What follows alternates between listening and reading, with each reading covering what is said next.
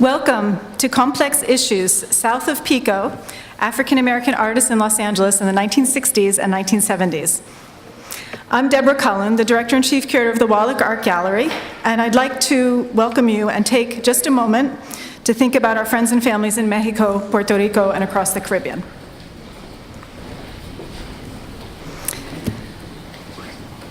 Okay, let's start. Complex Issues explores difference, visibility, and representation through recent work by faculty of Columbia University and Columbia University School of the Arts in particular. Conversations invite challenging questions of racial, gender, economic, sexual, religious, and cultural complexity, and how they are articulated across discipline and genre today. Tonight, we'll be focusing on Dr. Kellie Jones's new book, South of Pico, published by Duke University Press this year, in which she carefully documents and critically explores how the artists in Los Angeles' Black communities during the 1960s and 1970s created a vibrant, productive, and engaged activist scene in the face of structural racism. In resonance with the exhibition downstairs at the Wallach Art Gallery, which I hope you saw tonight, and if you didn't, please come back, it's up till December 17th, entitled Living in America, Frank Lloyd Wright, Harlem and Modern Housing, Jones brings us along on a wonderful exploration of facts we somehow did not know before. How could this story have been overlooked for so long? As a follow-through of her crucial 2011 exhibition and book, Now Dig This, Art and Black Los Angeles, 1960 to 1980, Jones's painstaking contribution of an important history submerged allows us to understand for the first time how the work of Black Angeleno artists was forged in a crucible of real urban spaces, amidst segregation, housing and unemployment politics, and at the intersections of very diverse populations.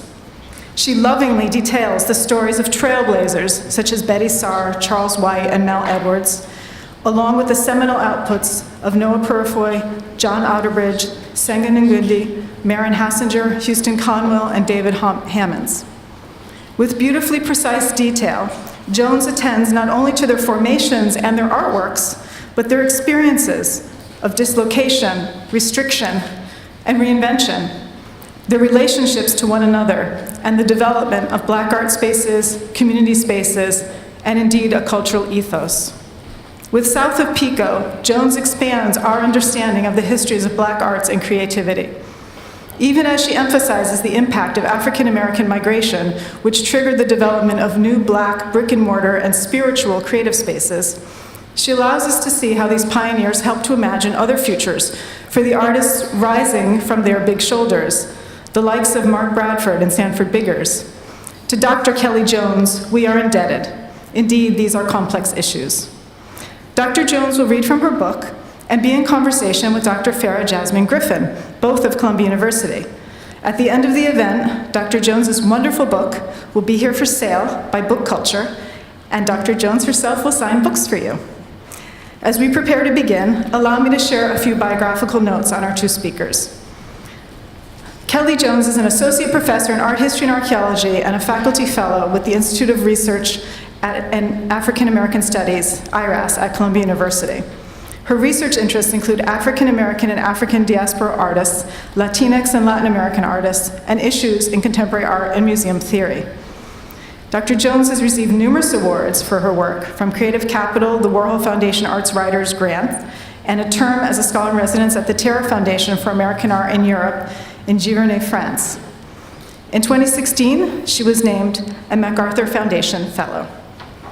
Dr. Jones's writings have appeared in exhibition catalogs and such journals as NKA, Art Forum, Flash Art, Atlantica, and Third Text. She is the author of 2 books published by Duke University Press, I-Minded, Living and Writing Contemporary Art, as well as South of Pico, which we'll be discussing tonight. Dr. Jones has also worked as a curator for over 3 decades and has numerous major national and international exhibitions to her credit.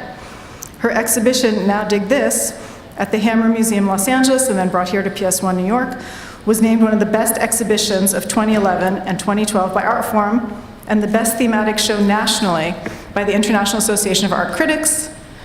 She was a co-curator of Witness, Art and Civil Rights in the 1960s at the Brooklyn Museum, which was also named one of the best exhibitions of 2014 by Art Forum. She'll be in conversation with Dr. Farah Jasmine Griffin, the William B. Ransford Professor of English and Comparative Literature and African American Studies, also here at Columbia University. Dr. Griffin has also served as director of the Institute for Research in African American Studies. Dr. Griffin's major fields of interest are American and African American literature, music, history, and politics, and she also is the recipient of numerous honors and awards for her teaching and scholarship. For example, in 2006-07, she was a fellow at the New York Public Library Cullen Center for Scholars and Writers.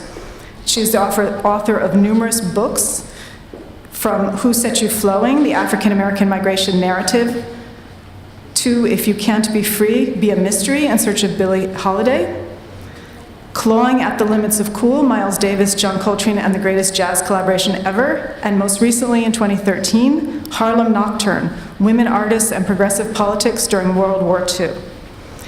Dr. Griffin is also the editor of many texts, including the book Beloved Sisters and Loving Friends, Letters from Addie Brown and Rebecca Primus, co-editor with Cheryl Fish of Stranger in the Village, 2 Centuries of African American Travel Writing, and co-editor with Brent Edwards and Dr. Robert O'Mealy of Uptown Conversations, The New Jazz Studies.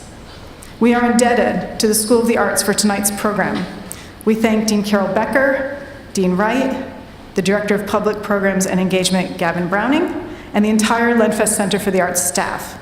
We'd also like to acknowledge and thank tonight's co-presenters alongside with the Wallach Art Gallery. These are the Department of Art History and Archaeology, the Institute for Research in African American Studies, and the Center for Jazz Studies. We are very grateful for your collaborations. Last, I'd be remiss if I did not say, please come back. The next Complex Issues will be held right here on November 2nd with David Henry Huang and Julie Taymor. They will discuss M. Butterfly in conversation about the rewritten and remounted project for the Broadway stage. That should be very interesting too. Now, please help me welcome the MacArthur genius herself, the author of South of Pico, Dr. Kellie Jones.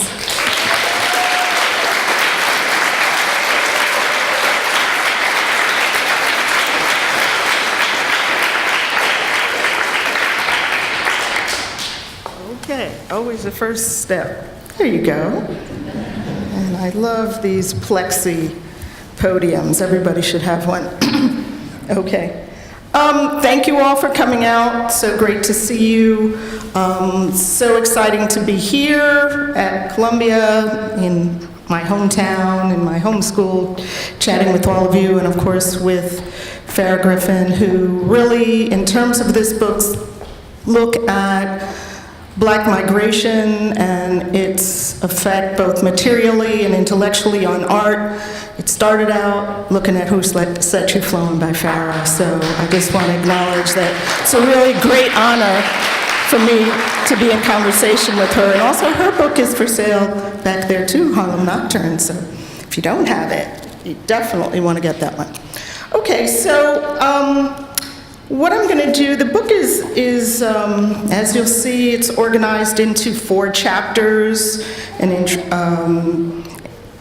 chapter 1 is Emerge, about the artist who, kind of made the LA scene in the 50s and 60s, and I'll show you a few images of those later.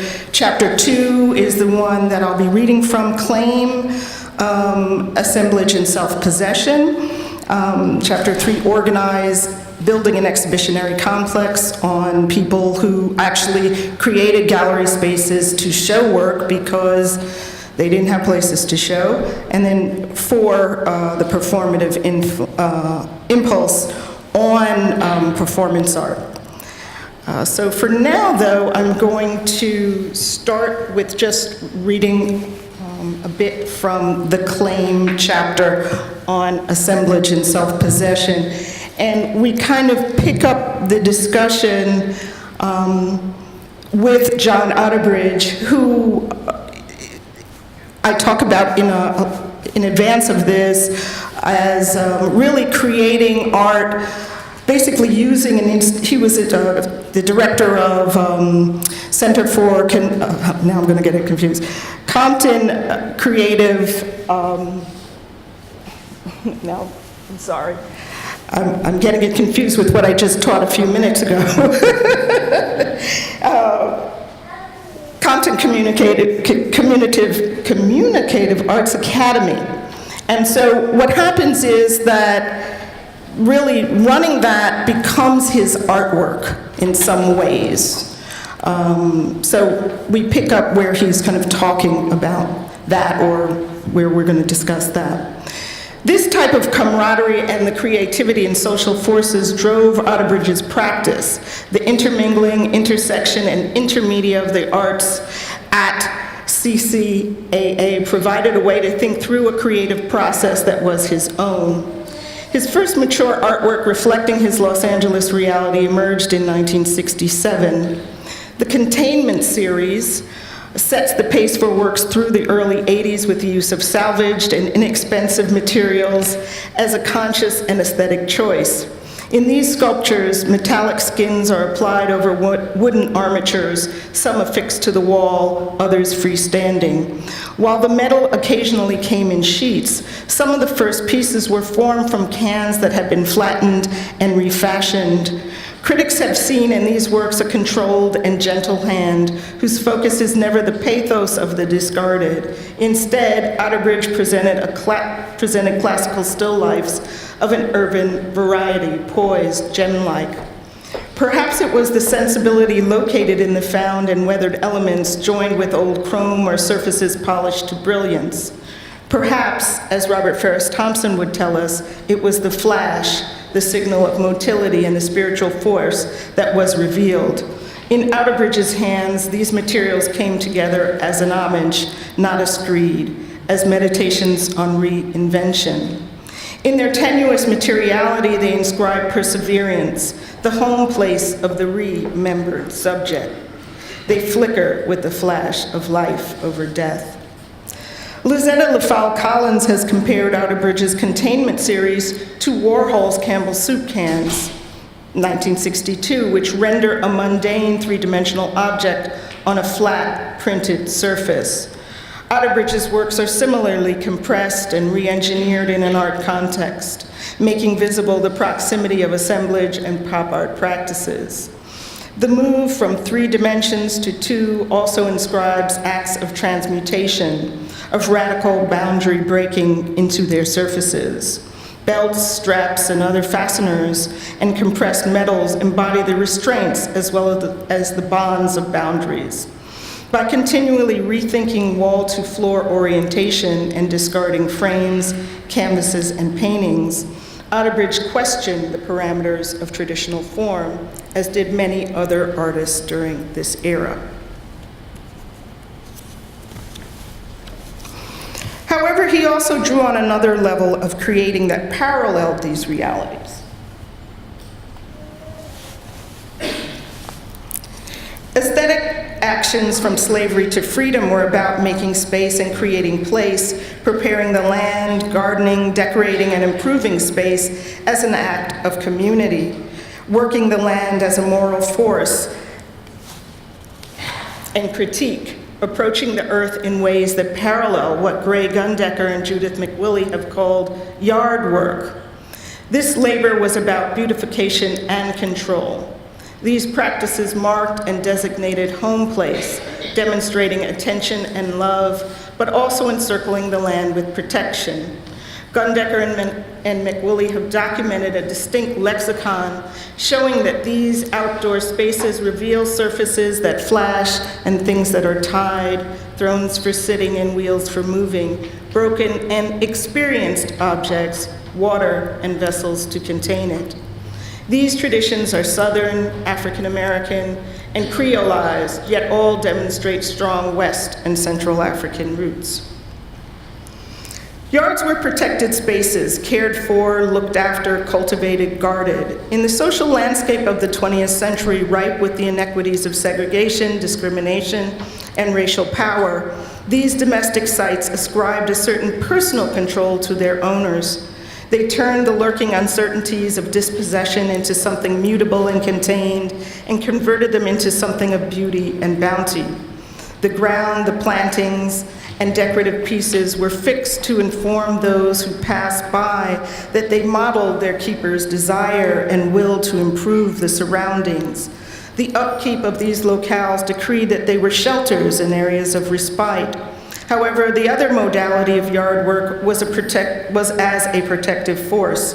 where vigilance was encoded in objects and surfaces, where tied fences and things installed at thresholds admonish, where materials arranged in and around homes shield the physical body from harm and secure property against theft and confidence schemes alike.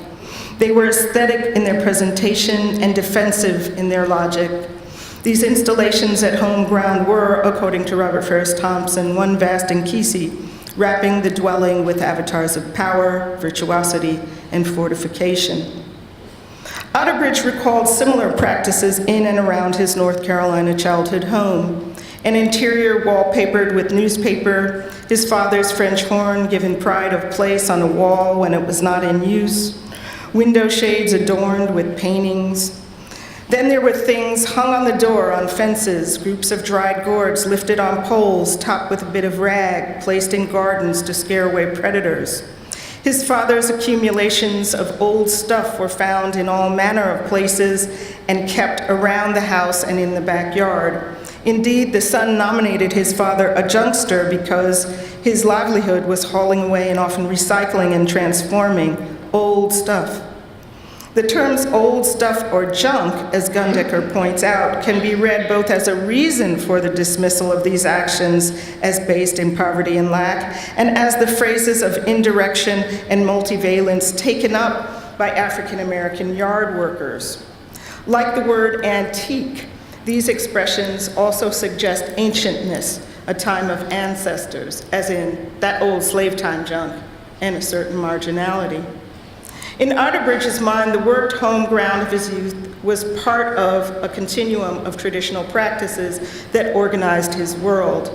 Necklaces of fabrics embedded with medicines that changed color as a sign of their efficacy, asafoetida bags. Red clay used not just for vessels, but also for body plasters, local herbs and long-standing rituals to heal maladies common and uncommon. Into the Western sense of art, he poured all these notions of family creativity and the value of objects and practices that he inherited from his North Carolina home ground. These were very personal and intimate practices that attested to the staying power of an African American aesthetic, vision of ancient modalities. As he recalled, quote, "I ended up doing art simply because I felt good about the things that influenced me, the things that I saw, the things that I heard, the things that I felt, the images that you wanted to hold on to. So art became that. It wasn't a business. It wasn't something that you knew would create salaries. I never thought about it in that way. It was a way of saying what I felt to other people. It was also a way for me to keep a journal about things that were close," end quote. In California, his practice was more solidly sculptural, took a greater spatial tone, and rejected the frame as a corral, fence, or deterrent. He thought through and reanimated the traditions of home place on Los Angeles soil, using things that were inexpensive but not inexperienced, rags or surfaces that glinted and gleamed. Outerbridge recreated sites of refuge where one could come back to oneself, as said by Alice Walker, but which equally and unquestionably asserted themselves in the visual landscape. These were spaces of familiarity and intimacy that insisted on their power to make things happen. Such ideas of intentionality, purpose, ambition, and the efficacy of the art object bring us again to the antiques, junk, and yard work that Gundecker and McWillie describe. They also help us see the actions embedded in Outerbridge's sculptural works from another vantage point. He has suggested that his use of belts, fasteners, and bindings in the Containment series and other pieces, as well as his rejection of any painted surface for metal, were refutations of certain formulas of art making, as well as commentary on the larger social constraints faced by African Americans historically. Perhaps his work is not really too far from the tying and wrapping that Gundecker and McWillie describe, an action that seals intentions and that they trace back to Congo practices in Central Africa. Applied to objects, thresholds, and fences, tying and wrapping secured the area, the charm, and the power, and activated these things in the home and the very landscape itself. In a work such as Let Us Tie Down Loose Ends, Outerbridge thus not only stated his position formally as an artist and socially as an African American, but bound and locked in their power.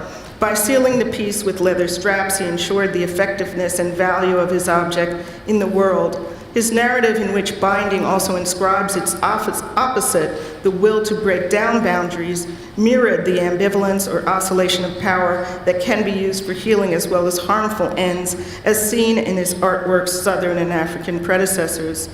When Outerbridge put together Case in Point, part of his Ragman series, its valise-like shape, leather casing, and legend, Packages Travel Like People, evoked African-American migration narratives and their varying dematerialized forms of 1960s Western art practice.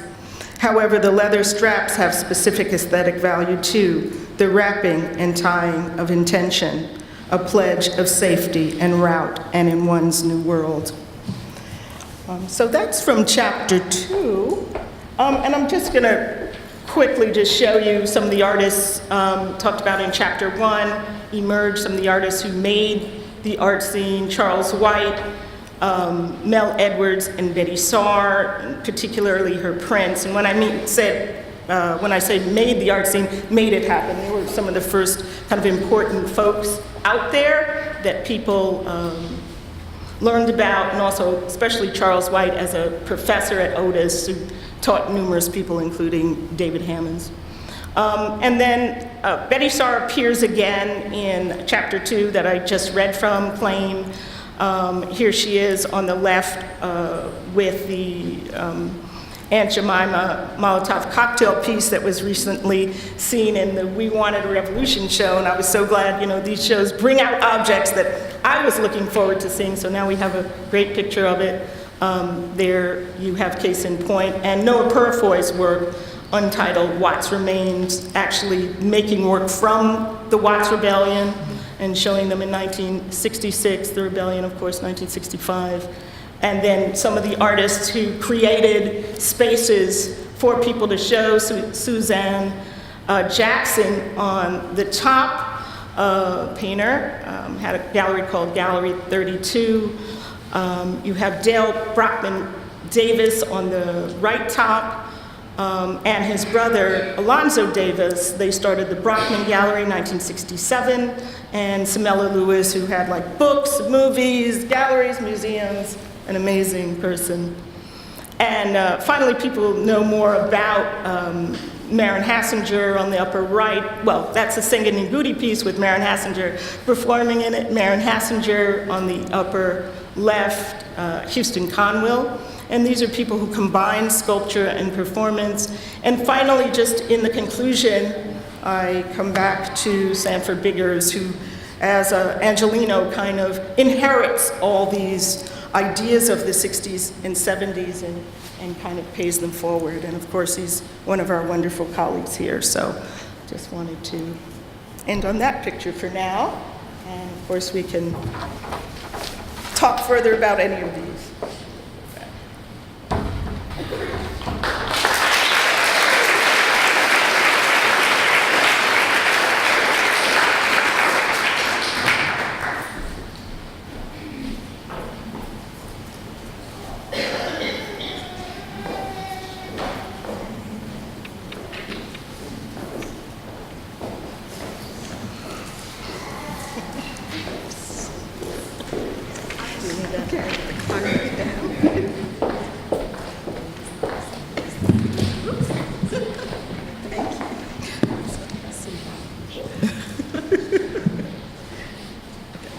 So, Kellie, is this good?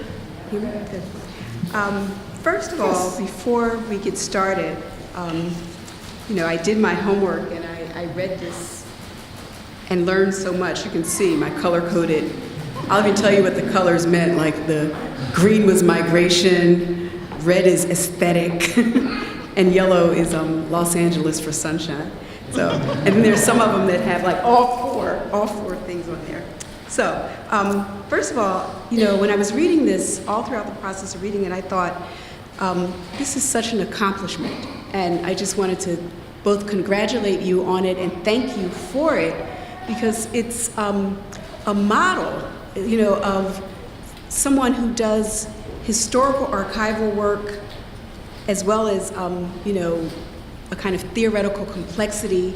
Like none of that, nothing is sacrificed, no one for the other. I mean, it's not an easy thing to do. And so it's such an accomplishment. And so along the way, I kept thinking of all the things you needed to know and to have read and to have learned to write this book.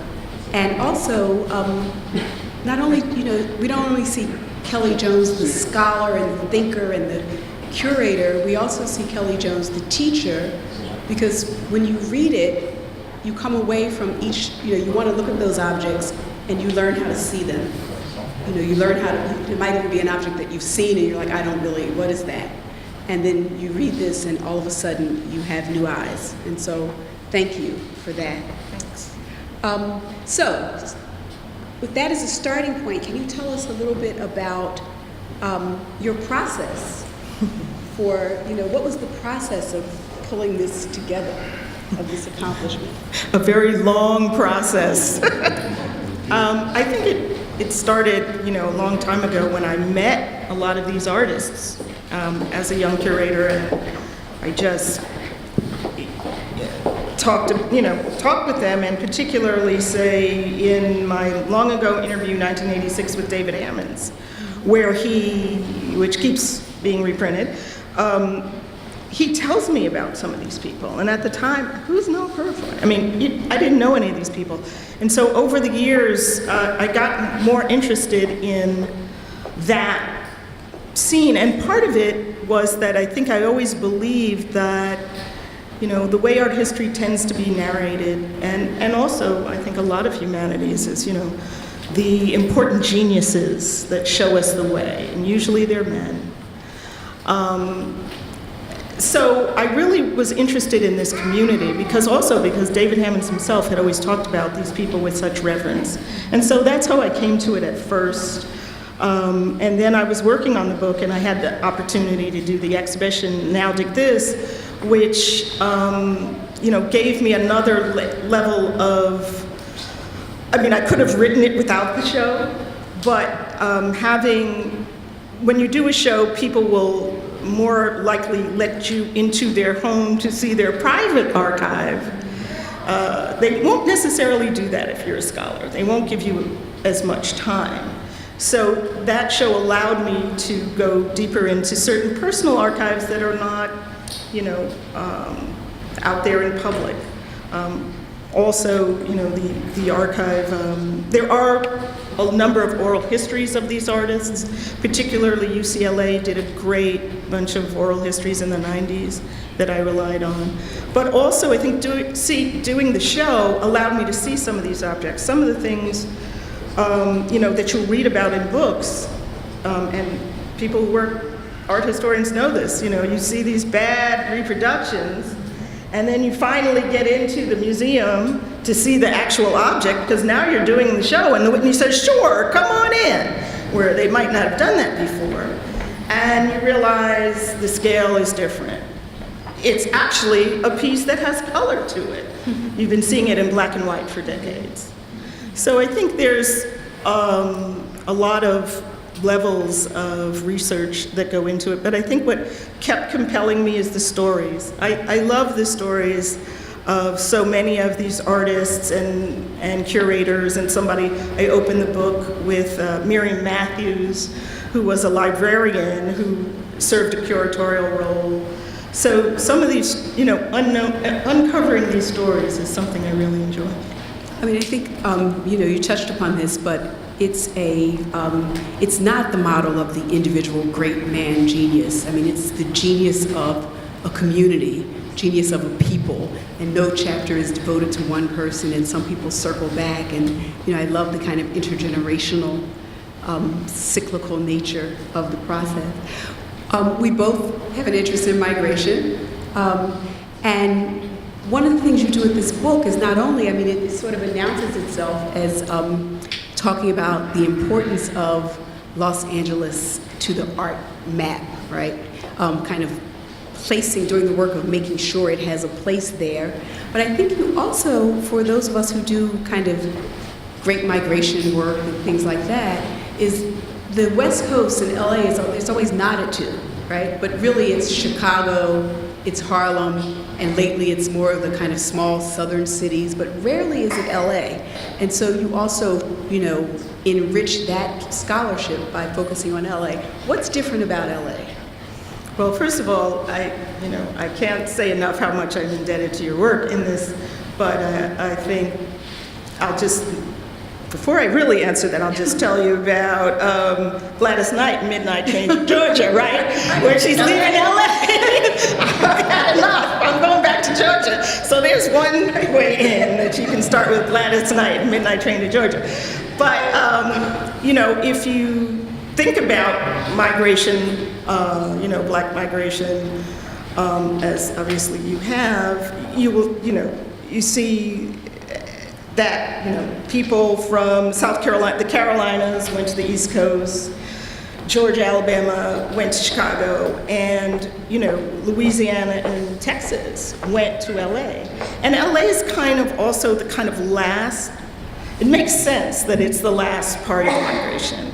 You're reaching the water, right? There's no other place to go. And then there's also this idea of the secondary migration. So somebody like an Outerbridge, he's from North Carolina, he has the GI Bill, he comes back, he knows he can't really go back there, he goes to Chicago, and he becomes a bus driver, and because it allows him to make art too. But something about Chicago is not really working for him, and then he's like, okay, California. Then he can be a bus driver in LA, but he decides not to. It's a chance for him to actually be an artist. The other thing about LA or California as it relates to New York, when we think about a New York art scene, right? The New York art scene is kind of the narrative of US art history, right? Everything happens in New York, a little bit in Chicago, and so it really, California actually is much younger. If you think about art shown in New York, you can think about, from the 19th century. California really doesn't have that history, so there's a lot more freedom. There are fewer rules. And I kept wanting to break that down. I said, is this really it? And I asked so many people, like, why did you go to California? What is it about this migration? And they all said it was freedom, whether it was artists or whether it was people.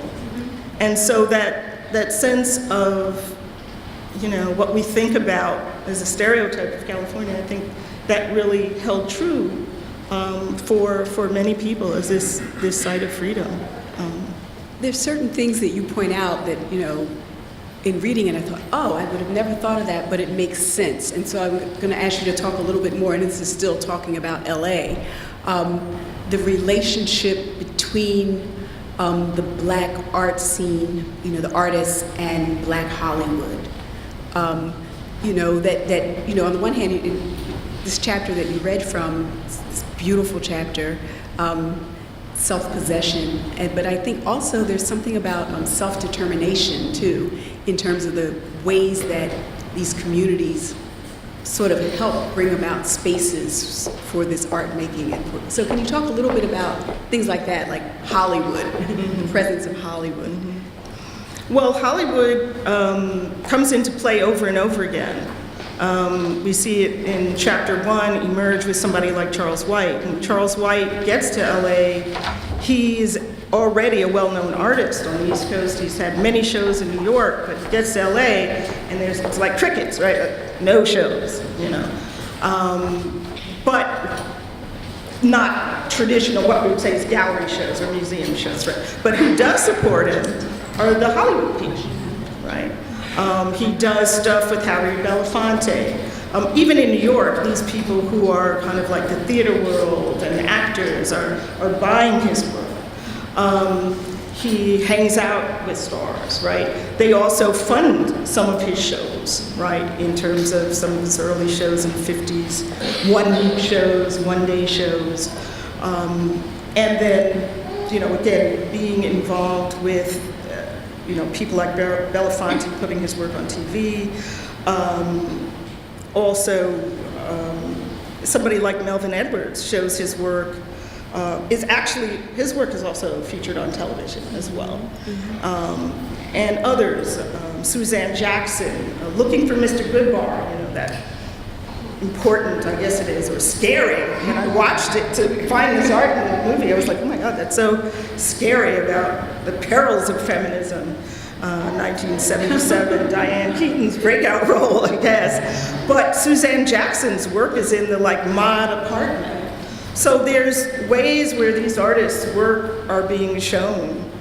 For the Love of Ivy is another one going back to the 60s, where Charles White's work appears as an object, as a coveted object in this, you know, wealthy or black businessman's, you know, bachelor apartment. His work is also in Guess Who's Coming to Dinner.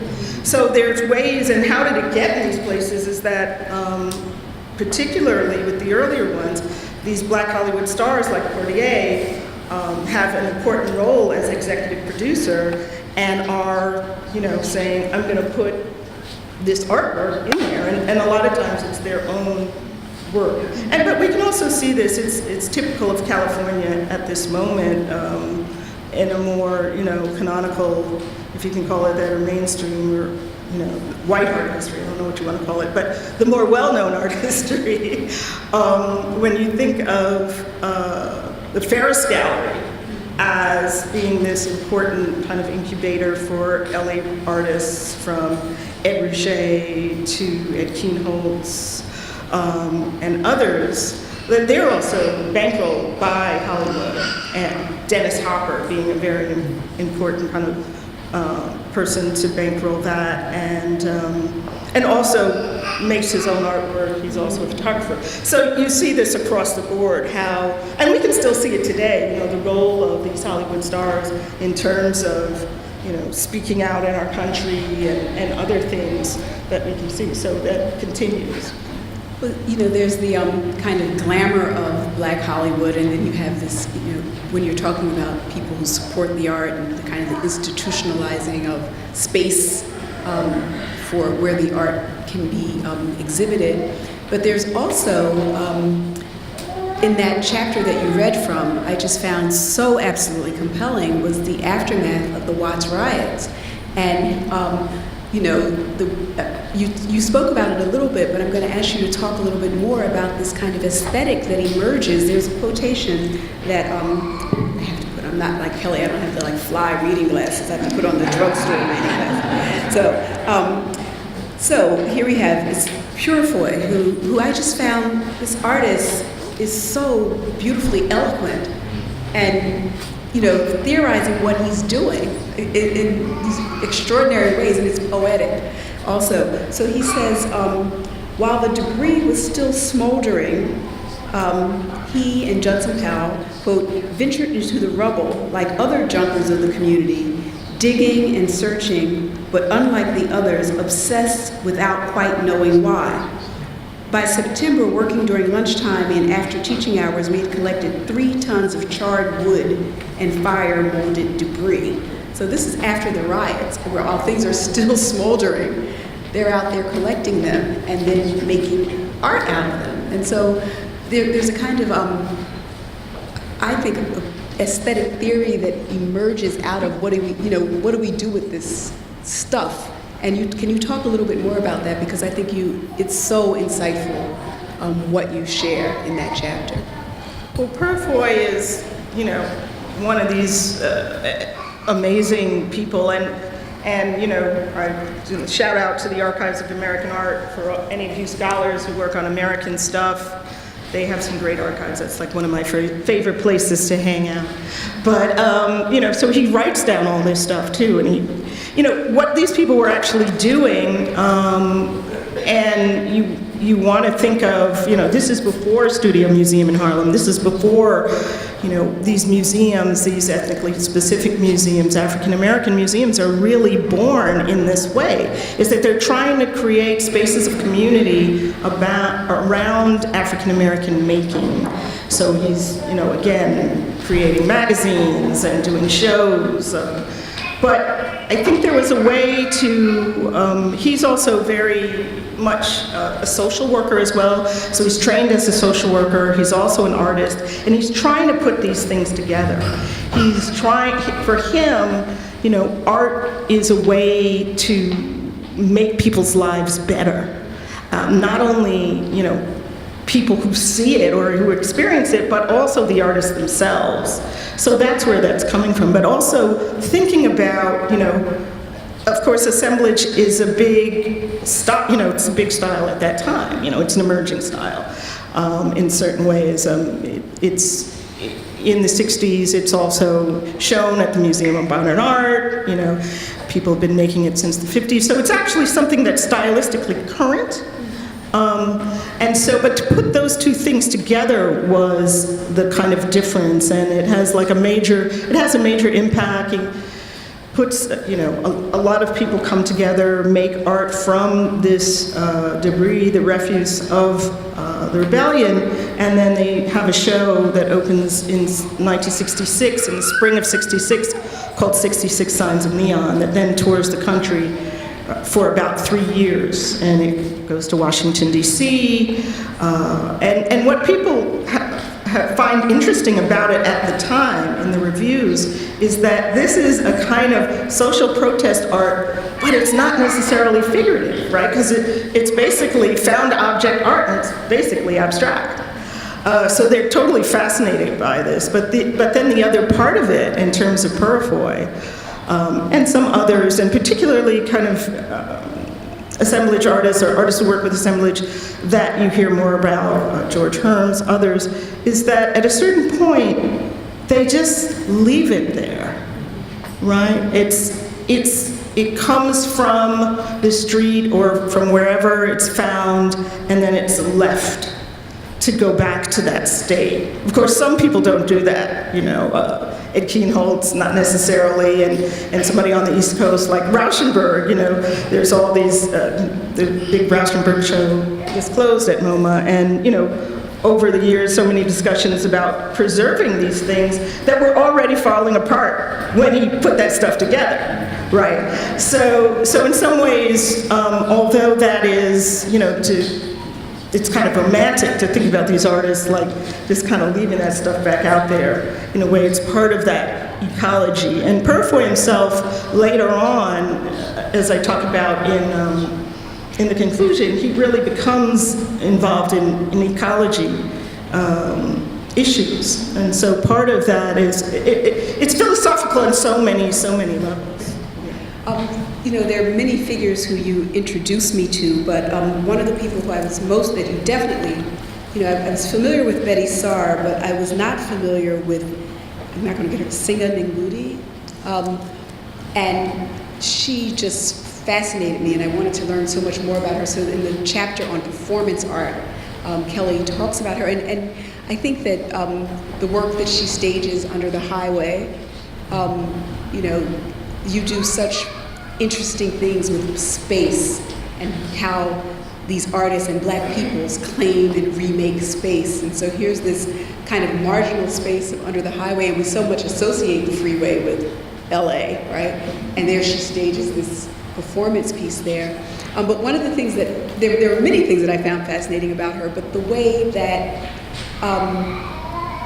her art, the way that it travels or doesn't travel, the way that it translates or doesn't translate when she comes to the East Coast, that there, you know, suggests there is no monolithic way of making Black art. So what is it that do you think doesn't translate well when she moves east?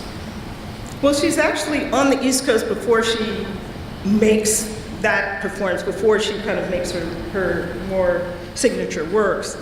And, but she is working abstractly, and I think David Hammond says, again, in that interview long ago that I did, it becomes really important later on, you know, she was putting colored water in bags and putting them on pedestals, and people said, what, is this Black art? No, this is not Black art. And so she stays in New York for a little while, and that whole time she's in New York, she doesn't show.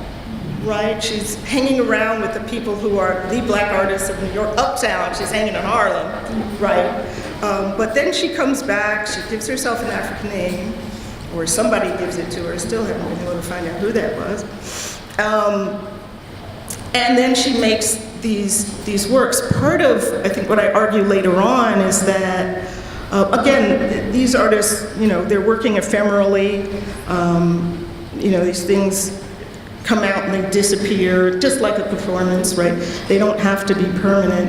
But part of what I argue kind of in the end of that section on her is that she's actually very influenced by Japanese art. And, the kind of influence of Asian art, particularly, in this case, Japanese art, on the West Coast, right? And how, she goes and she lives in Tokyo for a year and goes to Waseda University. And as she narrates, she really doesn't have, she starts to study dance more because she feels that the artists, because of the politics of the time, and especially if you don't have good Japanese, they're not going to deal with you, right? But she was able to take a lot of dance classes. So I think what interests her work is really kind of an interest in the aesthetics of Japanese dance and form, and also how some of these kind of very traditional dances, thinking about something like No or even Kabuki, particularly, or even earlier dances, are really have a similar kind of configuration or composition as African dance in terms of dancing, low dancing, stamping, some things that you would see, a kind of shamanic element. So that actually comes into her work, but also it's and we can talk about the influence of kind of Asian ceramics or Japanese ceramics on, West Coast traditions, much more than on the East Coast. So part of it is, again, a West Coast aesthetic that channels Asia in a different way. Well, I think the kind of proximity to Mexico and also the kind of presence of a large Asian American community that you talk about that make this space very distinct in some ways from what black artists might encounter.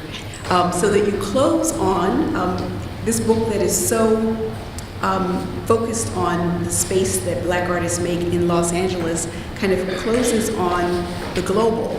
You look out. And what decision making went into, and it feels like because it closes on global, it doesn't feel like it's closing. It actually feels like the end of the book is an opening out.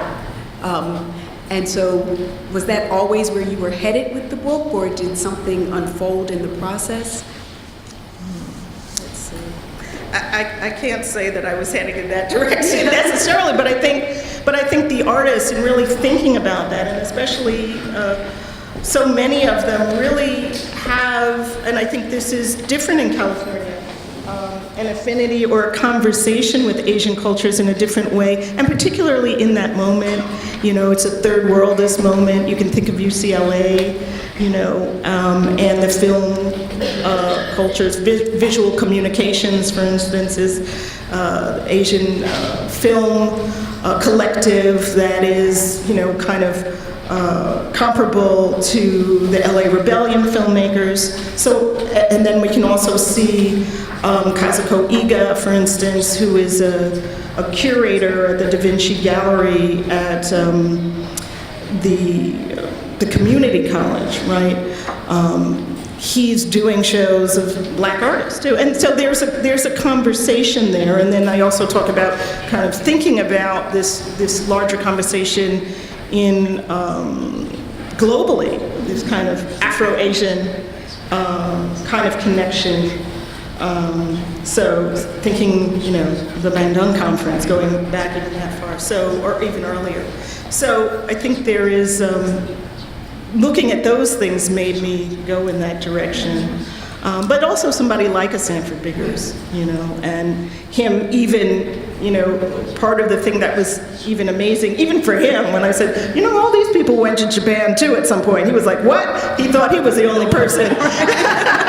I taught Japanese, I was in Japan, he was like super cool. I was like, dude, these people did this in the 60s. He was like, uh-oh. So, I mean, not in a bad way, but I think it was even a surprise to him, and it was an honor for him to realize that even he hadn't known that he was really working in this tradition that artists, black artists in LA had been working in. I mean, that's what's, this is a moment for Sanford right now. But, again, it shows that, he doesn't emerge like Topsy, that there is a tradition and a context that creates him, having grown up in LA and all of that. There's one quotation, I mean, there's so many, I underlined so many things, but there were so many takeaways depending on the day I was reading this book and what I was reading while I was reading it. So my most recent takeaway is this, and I just think this is so brilliant. You're talking mostly about Hammond here, but you say, these artists who you talk about in the In Motion chapter, the performance art chapter, and you close it with this sentence. It did not reference the black body under siege, as so much of his work at the time did. However, with Hassinger's projects, the endpoint was not the scene of destruction, but renewal, reconfiguration, and resurrection. Not the scene, the destroyed body, but the unseen, the spirit. As Munoz has posited of queer futurity, such things did not present the culmination of statements on bodily knowledge. Rather, they opened up its horizon. That's the kind of stuff she gives you. I've got to go think about that, But this kind of not ignoring the degradation of the body, but just not stopping there. And so I'd like to close our portion with you maybe talking a little bit about how central or important or engaged many of these artists about whom you write are with notions of spirituality and the relationship of art to spirituality and to spiritual practice, not taking anything away from the brilliance that goes into the making of the object, but an understanding of this is a spiritual, they're having a spiritual aspect to it as well. Well, I think I would hazard to say, firstly, that most of these artists were probably brought up with some kind of spiritual, education, and certainly somebody like Betye Saar talks about it a lot more. And that was another site of freedom for LA, which was the spiritual freedom that people went to. She talks about all the different churches that her, stepfather and her mother and her grandmother, they were all part of different churches. Also, one of the first, kind of alternative spaces that artists, particularly in that last chapter, the performance chapter with Hassinger and Nengudi and Hammonds and Conwell, they're showing at a place called Pearl C. Woods Gallery, which is actually a church, in a church. And the man who is also the curator, he's also an artist, Greg Pitts, becomes the pastor of this church. I'm going to forget the name, that his grandmother started. And she's a migrant who comes and starts a church in LA. So this is part of it. So, some of their work is even shown in something that's, supported by, not just your traditional Baptist church, but some kind of, Black LA, spiritual, whatever church, And so there's that, but I think these artists, and I think this is in general for African American artists generally, because, if you go back to, the 19th century, people own still, then you're going to make an object. Art, what is it going to be? Is it going to be the thing that you, and even today we can think about it, is it going to be the thing that you experience all the time, the violence all the time? It's going to be something that takes you out of that joint, and I think out of that moment, and I think, at least in my understanding of it, that African American artists really have primarily made things that take them away from that until much later, you know, and somebody like Kara Walker takes us there a lot. But I think it's because you have the greater opportunities, you have more artists now who can do that. But I think even in this time, artists in the 60s and 70s were kind of loath to really show that specifically, you know? And even, you know, even somebody like Sanford in the new show, which you should all go see, Miriam Boski, go see it. You know, the video piece, which I'm gonna forget the name of, alludes to this violence, but you have to stand there for a minute and really think about it. Maybe some people get it right away, but I don't think it's necessarily apparent. So I do think that's actually a tradition and I'm not gonna say that African American artists don't talk about violence. Certainly they do, and you see, you know, pieces about lynching, you see that historically, but I think that they try to save that place as a place for beauty, something that is theirs. You know, as Alice Walker talking about her grandmother, talking about, or her mother, you know, this is a place I could come back to myself. And that's a really sacred space. So I think that's part of it. I don't want to end this, but I want to stay in that space. So thank you so much. We're going to open it up for questions. Thank you.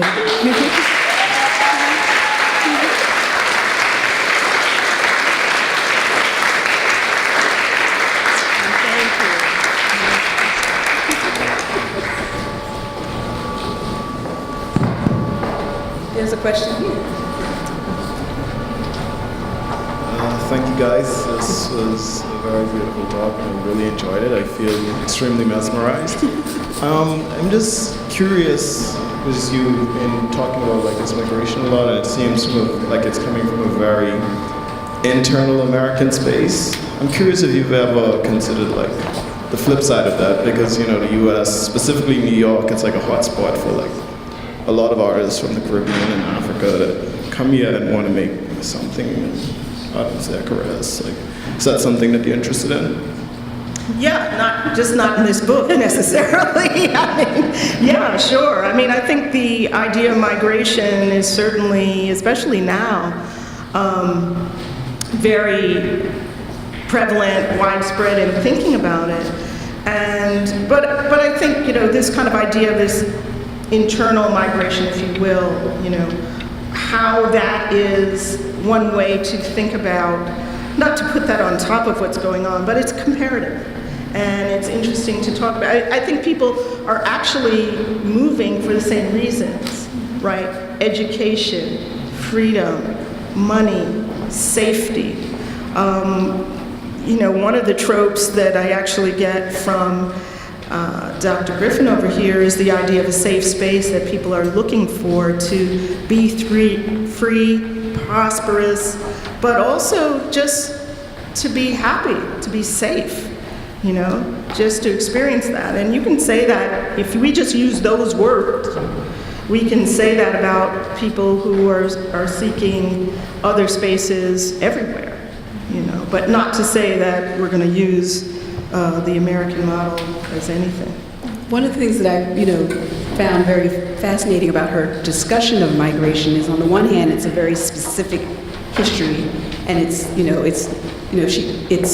the 20th century migrations of Black peoples from the South to these cities, but it's also very capacious, and placing that in the context of these kinds of transnational migrations that got us here in the first place, right? And they're ongoing. So I think she, even though this is a specific instance, theoretically you will see that it has possibilities beyond that specific.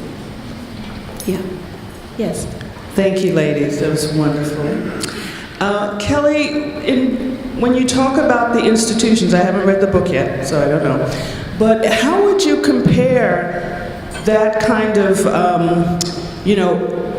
the influx of those institutions that were artist-led or small galleries How would you compare that to the scene at the same time in New York, that type of scene, that level? I think it's actually very similar, and there was a lot of communication. Certainly between somebody like, let's say, Samela Lewis, who was working at the Los Angeles County Museum for a minute, and got fed up because it wasn't changing fast enough for her. But in her papers, which are at Emory University, you see there's a voluminous correspondence between her and Benny Andrews, Black Emergency Cultural Coalition, and the idea of protesting and protesting against museums. The difference in LA, which I found completely fascinating, is actually LA, for me, in terms of, and now I'm talking about mainstream institutions like museums, LACMA actually does a few more things right than, say, the Whitney or MoMA do at that time. They actually hire Black board members. They have Black board members from the 70s, you know? They actually hire Black curators, guests, to do things. They hire David Driscoll. They hired Carol Green Jr., who had done a Tanner show for the Smithsonian before that, whereas the Whitney won't do these things. So, and part of the reason I think they do that is it's a municipal institution. It's a city institution. The guards at that time are mostly African American at LACMA, and they actually push the institution. So it comes from inside the institution, where the guards really make a big difference, very different from East Coast. But in terms of, you know, Brockman Gallery really has a big conversation with Studio Museum when it opens. You know, Brockman Gallery does the first show of Elizabeth Catlett in the United States for 20 years. That kernel of that show then gets shipped all around the country. But there's a big dialogue with Studio Museum because that's really the first place that it lands after being in California. But then smaller institutions, I'd say, are comparable to something like Senga here, where artists are taking matters into their own hands and just making opportunities. So I think on that level, in terms of the activity that you see in the 60s and 70s, it's comparable. What's different is the art. The art looks different to a certain extent. In fact, when you know, Linda Good Bryant starts showing some of these California artists, the New York art world is like, what? You know, the Black artist world, which is, you know, canonical to a certain degree, you know, the people who are already here, and they're like, they just kind of don't get it. It's also generational, right? If you think of some older artists, they're like, what kind of junk is this? You know, it's literally junk. And they're like, you know, it's tied up with issues of representation, right? So if you're gonna be, and also tied up again with the other thing that I said about not representing violence, you know, there's certain ways that Black artists are working, particularly on the East Coast, in a more canonical framing of what art is up to that time, and you know, you just don't show garbage. You know, you don't show this junk. You're showing some paintings and sculpture people because you want to represent the Black artist as the epitome. You always have to come correct in your Sunday best. So there's a difference in terms of what is allowed to be shown in certain ways, and but not in terms of the activity of the spaces being created. So it wasn't done in opposition. Like, you didn't find that many of the galleries were started in opposition to what was happening in New York, or their opportunities to show in New York? You know, it's different now. You know, they're there. They're not, they don't, you know, they didn't even have money for video. You know, now we have a video on our phone, you know, so, you know, showing in New York, eventually many of them moved to New York, but I don't think there's necessarily the idea that you can live in California and show in New York. I mean, even some of the white California artists didn't do that. They moved to New York, thinking of Larry Bell, for instance. They moved to New York and then they're like, gotta go back, you know. So I don't think there's this, you know, our time now makes these things much easier. Also, people are dealing with digital stuff, so you can send a file. You know, you're not sending, you know, a big giant box. I mean, these people didn't have money for that. I mean, you can think of some of the artists like Hammonds and Melvin Edwards. I mean, they had 3 kids each. You know, they were trying to, you know, they were bartering with doctors for their children's pediatric care. So they're not worried about shipping stuff to New York. A lot of these people, Betye Saar had 3 kids. So these people, they were trying to support other things besides just thinking about showing in New York as like a way to make money or whatever, visibility. It was a little bit different time.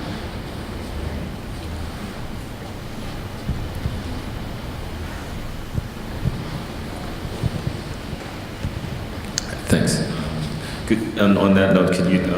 I'm curious as to sort of David Hammond's role as a part of the oral history and a part of this community, and also his sort of, to my understanding, position in the category or chapter of performance. Could you elaborate a little bit more on that? About him, I think part of the reason I wrote this book is because David Hammond is certainly one of the most important artists of our time, one of the most important Black artists of our time, biggest selling artists of our time, Black artists, so there's that. But he came from somewhere, and as I said, he always talked about these people, and I think that community really formed his aesthetic. And then he leaves. But he's very involved, even today, with people in that particular cohort. But I think if you look at this book and then think about him, no doubt he's a fantastic artist, and I've written a lot about him, and I think he's wonderful.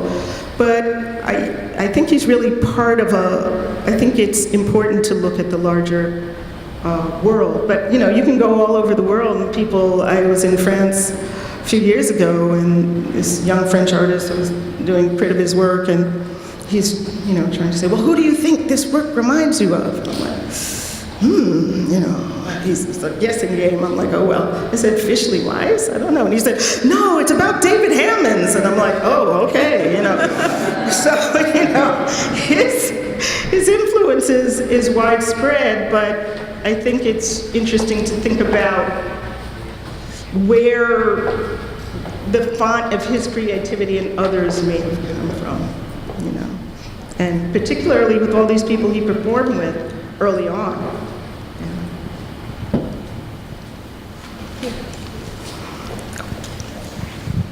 I was going to say. Thanks. Thank you, Dr. Jones and Dr. Griffin. This question is just coming from hearing the discussion today, and I'm happy to be here. And the questions of migration. I'm wondering about the counter-migration leaving California. You have a few figures who come back to New York or come to New York for the first time. And I'm wondering if there's a theorization, obviously you have one, around what leads to that migration. I'm imagining that it's for disparate reasons.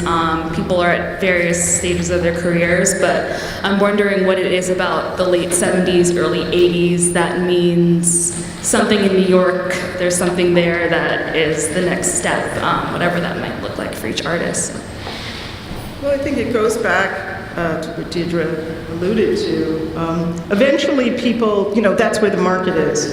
At that time, I think now you have a strong art market in LA, not so much then. I mean, even though you have these galleries kind of opening up in the 50s and 60s into the 70s, they're not as successful, right? If you see something like Farah's close, after, 9 years, which is a commercial gallery.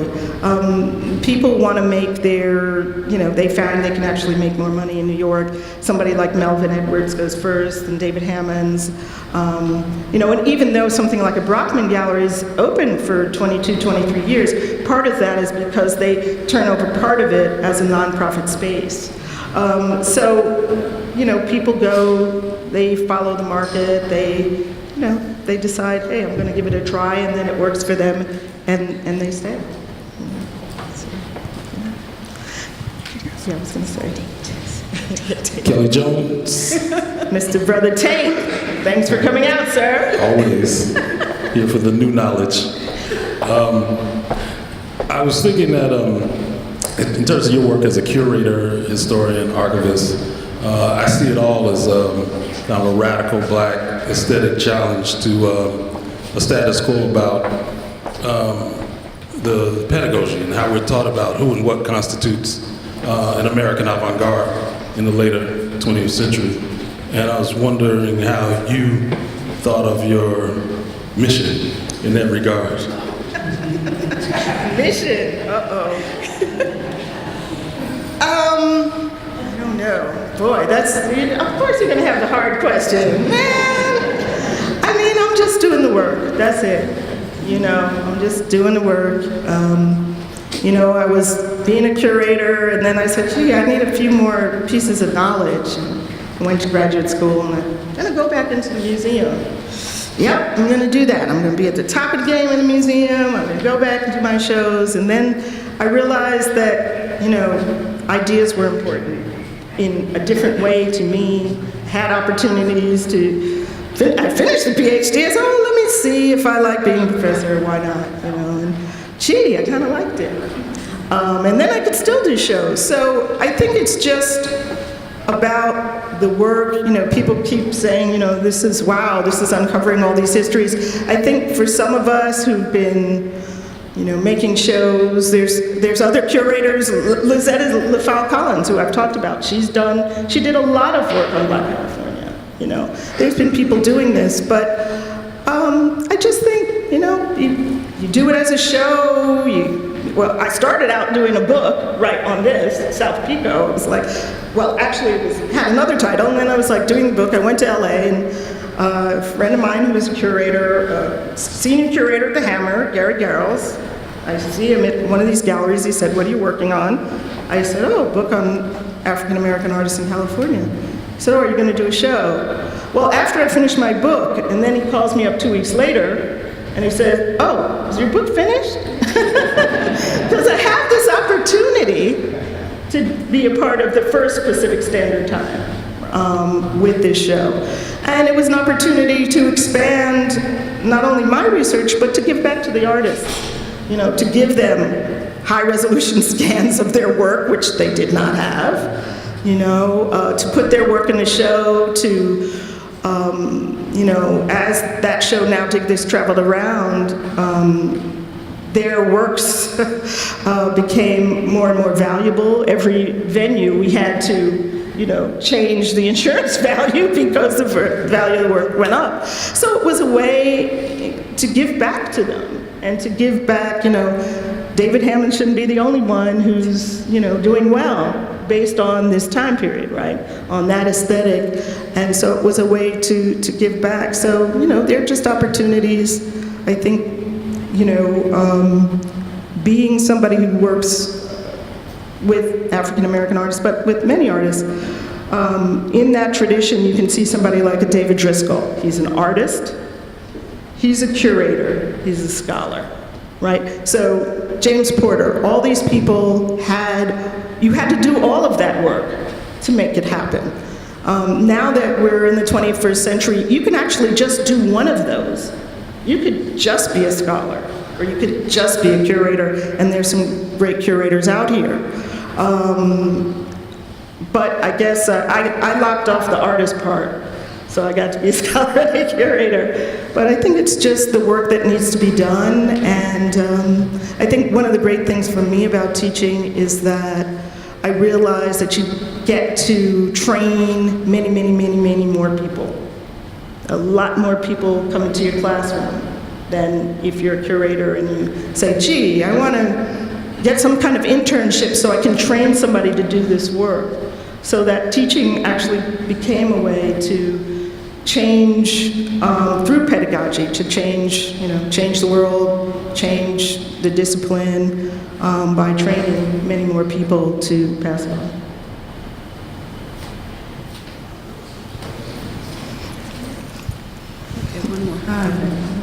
Thank you so much, Professor Jones and Professor Griffin. I wanted to ask you about, have you paid attention to what's going on with the LA scene now? I didn't know the history of the LA scene. Your book is illuminating. With Noah Davis, I think he passed away, and Khalil Joseph. Is any of that, do you think, connected to what the legacy that you talked about in your book? Absolutely. Absolutely. We can look at, for instance, the California African American Museum is started, I don't talk about it much in the book, it is born, and then, I don't get into it that much, but certainly somebody like Naima Keith, who's now deputy director there, who actually was my assistant on Now Dig This. She was my fabulous curatorial research assistant who hit me to South of Pico, what that was, like saying the other side of the tracks, except that's how they say it in LA. She worked on that, but you can see this certainly with Sanford Biggers, with others, the Underground Museum, all this. The artists who are coming from there, I think, the importance of the art schools now in LA, also important. So certainly, part of that history, and also just in terms of populations, right? If we think of migration as being what I talk about in this book, and just the importance of migration in African American history. I mean, that was one of the things that I wanted to capture, right? People have talked about it in literature, like Farah and in other ways. But to see how that's such a significant history in, the history of African Americans, certainly in the 20th century, not before, and, going back to that original migration that Brother here talked about in some ways. So those, peoples and populations and traditions are there. And so certainly I would say that these people who are working now are part of that creativity of those populations that lives on. Let's thank Kellie.